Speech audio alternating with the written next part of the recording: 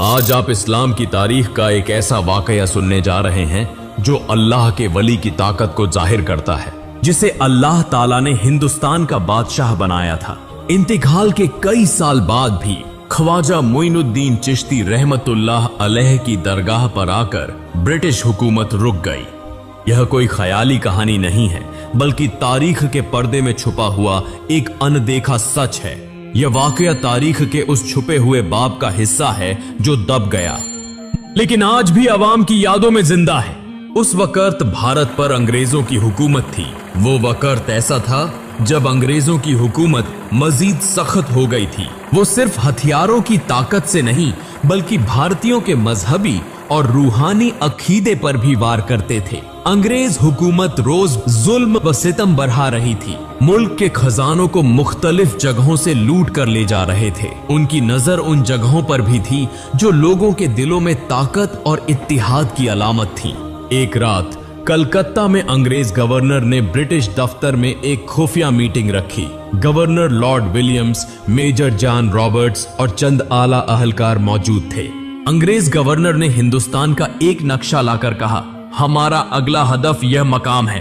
तब John Roberts ने कहा, यह मकाम क्यों? यह तो मुसलमानों की एक मजहबी जगह है। यह तो अजमेर की एक दरगाह है जहां सिर्फ मुसलमान नहीं बल्कि हिंदू भी आते हैं। यह रूहानी इत्तिहाद और अकीदे की अलामत है।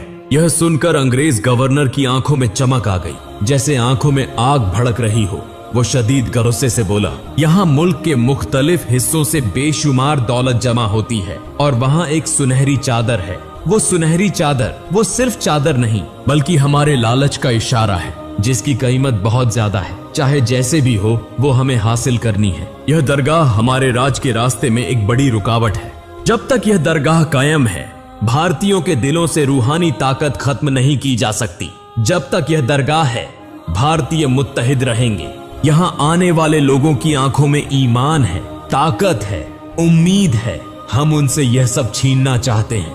तब करीब खड़े एक भारतीय ने कहा, सर, अगर ऐसा किया गया तो बड़ा इनकलाब आ सकता है, क्योंकि अजमेर शरीफ ख्वाजा मोइनुद्दीन चिश्ती रहमतुल्लाह अलैह की दरगाह सिर्फ एक दरगाह नहीं, बल्कि भारतीयों का एक यकीन है। तब अंग्रेज गवर्नर ने कहा, पहले हिंदू मुस्लिम में इख्तिलाफ पैदा किया जाएगा, फिर अगर ख्वाजा मोइनुद्दीन चिश्ती रहमतुल्लाह अलैह की दरगाह को तबाह किया जा सके तो बर्रे सगीर के मुसलमानों का हौसला टूट जाएगा और हमारी सल्तनत मजीद देरपा हो जाएगी। पहले चंद ब्रिटिश अफसरान खुफिया तौर पर अजमेर दरगाह का मुशाहदा करेंगे, फिर इस दरगाह को तबाह कर दिया जाएगा। लेकिन वो नहीं जानते थे कि यह दरगाह सिर्फ ईंट पत्थरों का एक ढांचा नहीं है। यह एक ऐसी रूहानी ताकत की जगह है जहां कई मौजिजात रुनुमा हो चुके हैं और जिसका मुहाफिज सिर्फ एक है, अजीम अल्लाह। फिर अगले दिन ब्रिटिश फौज का एक खास दस्ता अजमेर की तरफ रवाना हुआ। ये आला तरबियत याफ्ता फौजी थे, जिनका काम दरगाह से मुताल्लिक मालूमात जमा करना और तबाही की मंसूबा बंदी को अमली जामा पहनाना था। उनके साथ एक भारतीय भी था। उसने कहा, ख्वाजा मोइनुद्दीन चिश्ती रहमतुल्लाह अलैह की दरगाह पर हर साल लाखों लोग आते हैं। यह सिर्फ मजहबी जगह नहीं, बल्कि मुसलमानों के इत्तिहाद की अलामत है। क्या इसे तबाह करना मुमकिन होगा? तब एक अंग्रेज सिपाही ने डांट कर कहा, चुप बेवकूफ, वहां कुछ नहीं, सिर्फ अंधी अकीदत और तवहुम परस्ती है। फिर कुछ देर बाद अजमेर शहर की तरफ आहिस्ता आहिस्ता एक ब्रिटिश फौज का दस्ता आगे बढ़ने लगा। उनके हाथों में हथियार, चेहरों पर गुरूर और आंखों में लालच था। हदफ ख्वाजा मोइनुद्दीन चिश्ती रहमतुल्लाह अलैह की दरगाह। वो अजमेर शहर में दाखिल हो गए। रात का वक्त था। ब्रिटिश फौज अजमेर के करीब पहुंच गई। सड़कों पर सन्नाटा था, कहीं कोई आवाज न थी। अंग्रेज सिपाही जब कुछ फासले पर पहुंचे और गाड़ियां दरगाह की तरफ दाखिल होने लगीं, तब एक पुरअसरार वाकया रुनुमा हुआ जो तारीख में पहले कभी नहीं हुआ था। अचानक उन्होंने एक पुरअसरार बुजुर्ग को देखा। चमकदार सफेद लिबास में नूर की तरह जगमगाते एक बुजुर्ग खड़े थे। उनकी आंखें गहरी थीं, चेहरे पर सुकून था। अंग्रेज फौजियों ने पूछा, तुम कौन हो? उन्होंने जवाब दिया, मैं ख्वाजा मोइनुद्दीन चिश्ती रहमतुल्लाह अलैह की दरगाह का पहरेदार हूँ। अंग्रेज फौजियों ने कहा लगाकर कहा, इस उम्र में पहरा दे रहे हो? अगर जान बचाना चाहते हो तो सामने से हट जाओ, वरना गोली मार देंगे। तब उस बुजुर्ग ने कहा, तुम लोग ख्वाजा मोइनुद्दीन चिश्ती रहमतुल्लाह अलैह की दरगाह को साजिश के तहत तबाह करोगे? तुम्हें यह जुर्रत कैसे हुई? इस दरगाह की हिफाजत तो खुद अल्लाह ताला करेंगे। इतने में एक अंग्रेज सिपाही ने उसकी तरफ बंदूक उठाई ही थी कि अचानक चारों तरफ तूफान आ गया और साथ ही बादलों की गड़गड़ाहट और बारिश शुरू हो गई। सबने हैरत से देखा कि वो बुजुर्ग अचानक गायब हो चुके थे। उसी लम्हे पीछे से एक सिपाही जोर से चीख उठा, सर, मेरे जिस्म की सारी ताकत जैसे खत्म हो गई है। मैं अब और बर्दाश्त नहीं कर पा रहा, मुझे बचाओ। एक और सिपाही दहशत अजदा आवाज में बोला, हमारी टांगें जैसे भारी हो गई हैं, हम चल नहीं पा रहे। ऐसा लग रहा था जैसे जमीन से चिपक गए हों। कोई न कोई गैबी ताकत हमें रोके हुए है। उधर उनके कैप्टन ने गुस्से से चीख कर कहा, डरो मत, आगे बढ़ो, सब लोग खामोश रहो, यह सिर्फ एक कुदरती तूफान है, कुछ ही देर में रुक जाएगा। यह कहकर कैप्टन सिपाहियों के पास गया तो देखा सब अंग्रेज सिपाही एक एक करके जमीन पर गिर रहे हैं। कोई कांप रहा है, कोई बेहोश हो चुका है। यह सब देखकर अंग्रेज कैप्टन का गुस्सा और भी बढ़ गया, लेकिन वो समझ नहीं पा रहे थे कि असल में माजरा क्या है। उधर वही भारतीय शख्स छुपकर सारा मंजर देख रहा था। ठीक उसी वक्त वो शख्स आगे आकर बोला, सर, यह फितरत का खेल नहीं, यह ख्वाजा मोइनुद्दीन चिश्ती रहमतुल्लाह अलैह की दरगाह की रूहानी ताकत है। यह सिर्फ एक दरगाह नहीं बल्कि यह ईमान, मोहब्बत और अल्लाह की रहमत की अलामत है। यह सुनकर अंग्रेज कैप्टन की आंखें गुस्से से लाल हो गईं। उसने जोर से डांट कर कहा, बकवास बंद करो। इस मुल्क के मजहब, दरगाहें, करामात सब तवहुम परस्ती हैं। मैं हार मानने वाला नहीं, मैं रुकने वाला नहीं। हकीकत को बेहतर तौर पर समझने और मुशाहिदा करने के लिए उस दिन वो आगे नहीं बढ़े। तमाम सिपाही वापस ब्रिटिश गवर्नर के दफ्तर लौट आए, लेकिन वो नहीं जानते थे कि उनके सामने कुछ ऐसा होने वाला है जो अक्ल की गिरफ्त से बाहर है। फिर अगले दिन ब्रिटिश गवर्नर ने एक और अहम मीटिंग का इनेकाद किया। वो अपने बड़े से दफ्तर में चक्कर लगा रहा था। उसकी आंखें गुस्से से जल रही थीं। उसके सामने अंग्रेज सिपाहियों का एक दस्ता खड़ा था। तब ब्रिटिश गवर्नर ने सबसे पूछा, तुम लोग डर के भाग क्यों आए? क्या तुम भी अब तवहुम परस्ती पर यकीन रखने लगे हो? तब एक सिपाही बोला, सर, मैं कब कांपते कांपते जमीन पर गिर गया, मुझे खुद पता नहीं चला। दूसरा सिपाही बोला, सर, मेरे पैर जमीन से चिपक गए थे, ऐसा महसूस हो रहा था जैसे कोई गैबी ताकत मुझे पकड़े हुए है। तब वही भारतीय शख्स आगे बढ़कर बोला, सर, मैंने सब कुछ पीछे से अपनी आंखों से देखा। हकीकत में वो एक रूहानी ताकत थी। सर, भारत और अजमेर के लोग यकीन रखते हैं कि यह दरगाह रूहानी तौर पर महफूज है। जिन्होंने इसे नुकसान पहुंचाने की कोशिश की, उनका अंजाम बहुत भयानक हुआ है। मेरा मानना है कि इसे नुकसान पहुंचाना दुरुस्त नहीं होगा। तब अंग्रेज गवर्नर ने गुस्से से डांट कर घमंड से कहा, चुप रहो अहम्मकों की जमात, ब्रिटिश कभी डरते नहीं और मैं तवहुम परस्ती पर यकीन नहीं रखता। याद रखो, तारीख हमेशा फतेह वालों के हाथों लिखी जाती है। मैं खुद वहां जाऊंगा और अपने हाथों से अजमेर की दरगाह को तबाह कर दूंगा। यह कहकर उस दिन की मीटिंग खत्म हुई और सब लोग चले गए। फिर अगले दिन अंग्रेज गवर्नर चंद ब्रिटिश सिपाहियों को लेकर ख्वाजा मोइनुद्दीन चिश्ती रहमतुल्लाह अलैह की दरगाह को तबाह करने के लिए रवाना हुआ। कई रास्ते तय करने के बाद वो आज मेरे तारागढ़ पहाड़ी पर खुफिया तौर पर अपना मोर्चा कायम कर चुके थे। सिपाहियों की तादाद दोगुनी थी और उनके हाथों में जदीद तरीन हथियार मौजूद थे। ब्रिटिश पूरी तरह पुरएतमाद थे कि अब की बार दरगाह उनके कब्जे में आकर रहेगी। कुछ देर बाद वो अपने जबरदस्त हथियार लेकर ख्वाजा मोइनुद्दीन चिश्ती रहमतुल्लाह अलैह की दरगाह की सिमत निशाना लगाकर खड़े हो गए। अंग्रेज गवर्नर ने कहा, जब मैं तुम्हें हुक्म दूंगा फौरन इस हथियार से दरगाह पर फायर खोल देना। कुछ देर बाद गोलीबारी का हुक्म दे दिया गया।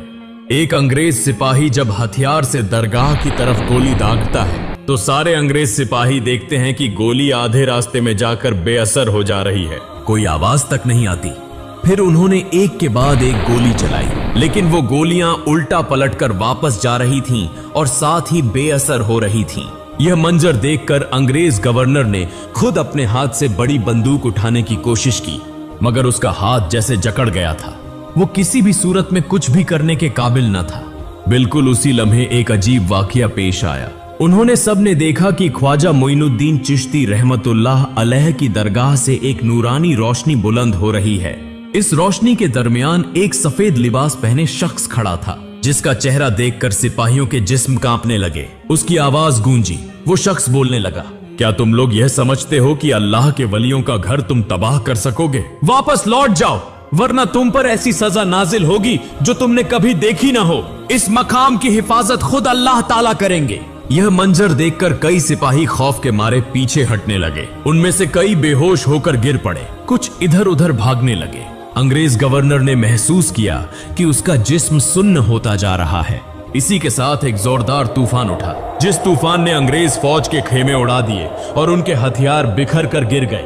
अंग्रेज गवर्नर खौफजदा होकर पीछे हटने का हुक्म देने लगा और आखिरकार ब्रिटिश फौजी भाग खड़े हुए, एक लम्हे के लिए भी रुक न सके। फिर अगले दिन से पूरे भारत में यह खबर फैल गई कि अंग्रेज सरकार ख्वाजा मोइनुद्दीन चिश्ती की दरगाह को तबाह करने में नाकाम हो चुकी है। ये खबर मिलते ही तमाम मुसलमानों का ईमानी जज्बा मजीद बढ़ गया, हद तक कि हिंदू भी उनके साथ आकर ख्वाजा मोइनुद्दीन चिश्ती की दरगाह की इस रूहानी ताकत के बारे में जानने लगे।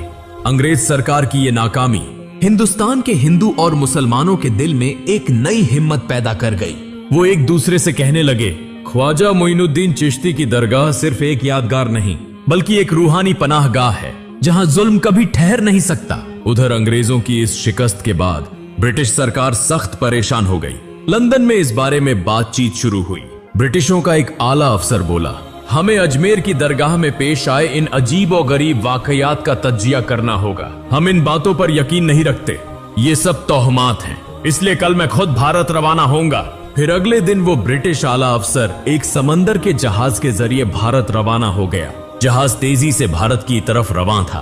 उसी दौरान अंग्रेज गवर्नर ने फिर एक खुफिया एहतियाती मीटिंग शुरू की। उसी वक्त एक शख्स आकर कहने लगा, सर, पूरे भारत के अवाम के दिलों में अंग्रेज सरकार की इस नाकामी ने उनका हौसला और बढ़ा दिया है। सब जान चुके हैं कि अंग्रेज सरकार एक दरगाह को भी तबाह करने में नाकाम रही है। अगर यही सिलसिला चलता रहा तो ब्रिटिश राज ज्यादा दिनों तक कायम न रह सकेगा। ये है उस तवील मंतक का उर्दू में ज्यों का त्यों तर्जुमा। अगर हम इसके खिलाफ कोई कदम न उठा सके तो बहुत जल्दी ब्रिटिश सल्तनत का जवाल हो जाएगा। इधर ब्रिटिश आला अफसर बहुत जल्दी वहां पहुंच चुका था।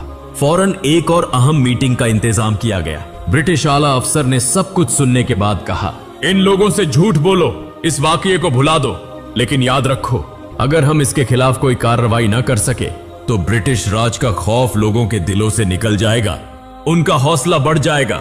अगर हम बगैर दरगाह पर हमला किए बल्कि अवाम में इख्तलाफ पैदा कर दें तो उनकी ताकत कमजोर हो जाएगी। दरगाह के खादमों के बीच गलत फहमियां पैदा करनी होंगी। ये बात सबको पसंद आई। तब अंग्रेज गवर्नर ने कहा, सर, किसी भी तरह मैं ये काम मुकम्मल कर दूंगा, आप फिक्र न करें, मैं इस दरगाह को तबाह करके रहूंगा, मुझे एक और मौका दें।